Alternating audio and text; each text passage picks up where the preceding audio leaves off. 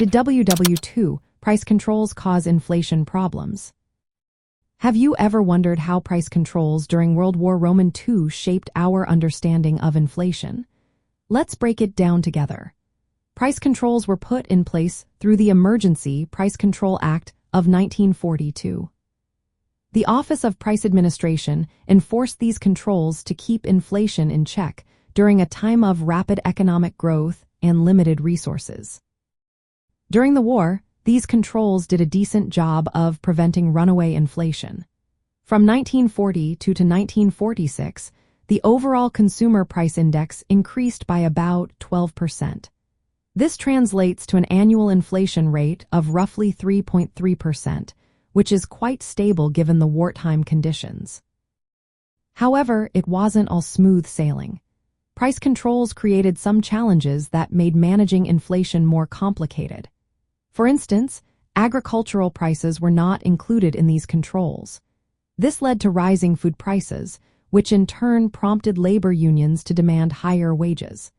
This situation created a wage price spiral, making it harder for industries to maintain production levels. Additionally, price ceilings meant that many goods became scarce. Producers had less motivation to supply products at controlled prices. This scarcity led to rationing, forcing consumers to either spend more time searching for goods or settle for lower quality substitutes.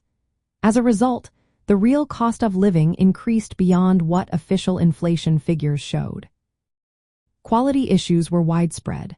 For example, food items like meat were often downgraded, and manufacturers cut corners on materials in clothing and household goods. These changes were attempts to work around price ceilings without raising prices, but they ultimately hurt consumers.